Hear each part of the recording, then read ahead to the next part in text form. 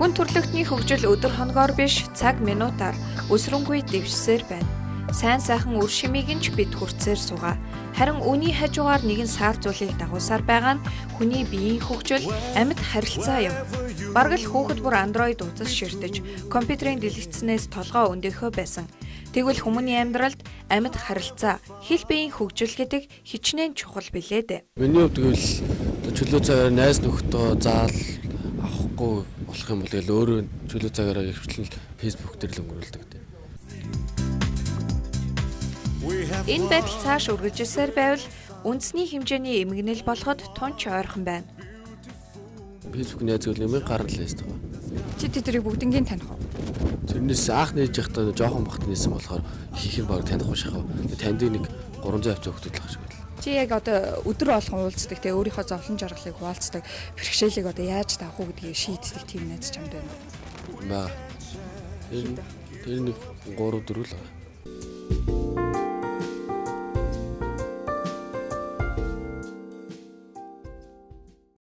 Ирээдүйн Монголд чирэг бие бэлдартай амьд харилцааны хүчээр нэгдэн нийлж үр дүнд хүрдэг хүмүүс хэрэгтэй. Тэгвэл бид юу хийх ёстой юм бэ? Иймд охид хүүгүүдийг эрүүл чирэг бие бэлдартай оюунлаг иргэд болгон хүмүүжүүлэхийн тулд хагас зэрэгсэн зохион байгуулалтаа амьдрах ухааны сургалтанд хамруулах зорилтыг төрийн бодлого болгон нийслэл вакуумцсан орчинд амьдрал сургах загвар сургуулийг яг одоо байгуулъя. Залуусын төлөө заа гэж хэлцгээе. Эх орон 36 хөтөлбөр хэрэгцсэн аймаг нийслэлд нийтдээ 8868 хүүхэд 1527 наснд хүрэгч, энхийн өсвөрийн элч 2014 цуслан цугларалтад 553 хүүхэд 47 багш, нийтдээ 600 хүн оролцож 2014 онд улсын хэмжээнд бүгд 10,000 гаруй хүүхэд, багш, эцэг эхчүүд, төрийн албан хаагчид хамрагдаад байна. Хэрэгцсэн газар болгондоо талархал дагуулсаар байгаа нь цаг үеэ олсон чухал хөтөлбөр болохыг баталж байна. Энэ хөтөлбөрийг бид 36 гэж нэлсэн шалтгаан нь 36-ын цагийн хугацаанд хүүхдийг яаж өөрчилж болох вэ? Тэдний харилцааны соёлд яаж сурах вэ? Яаж бие биенийхээ төлөө, багийнхаа хамт олонны төлөө сэтгэл гарган аливаа даалгавар, аливаа үйлдэлийг хийх үү гэдэг хүүхдийг сургаж байгаагаараа энэ цаг багтахгүй цаг байгаа юм аа.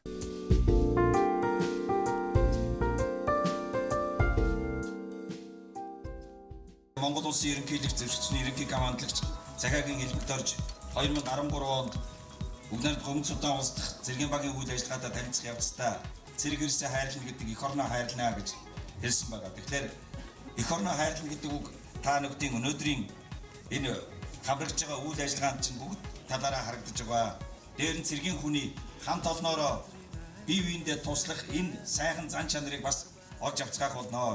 Зэх хуралд сонгогдсны дараа бас Эрдэнэ гишүүн маань энийг дэмжиж бит хоёрын хөтөлбөрийг санаачлаад нийт Монгол улсын хэмжээнд энэ хөтөлбөрийг хийя.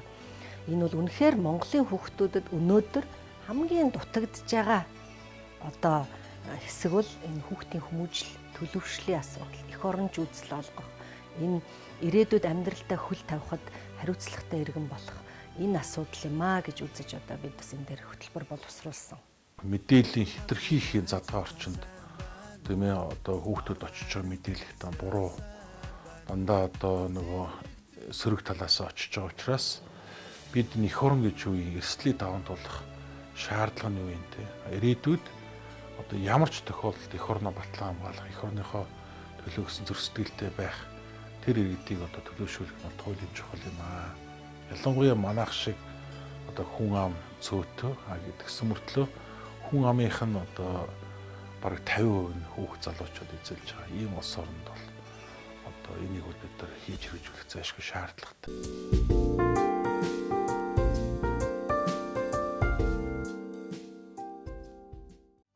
Эх оронч үзэл ээж аваа хайрлахаас эхэлнэ. Эх оронч үзэл эх орноо бахархахаас эхэлнэ. Эх орныхоо нэрийг дэлхийд мандуулахыг эх оронч үзэлгэн их хэл, ёс заншил, өв уламжлаа ирээдүйдээ өвлүүлэхийг эх оронч үзэлгэн. Эх орон 36 цаашаад ч үргэлжилсээр ирээдүй болсон хүүхэд багчуудаа зөв амьдралын хэв маягийг уриалсаар байна. Илүү сайхан ирээдүйг үр хочтой үлдээхийн тулд та ч энэ давлгаатай нэгнэ гэдэгт итгэлтэй байна.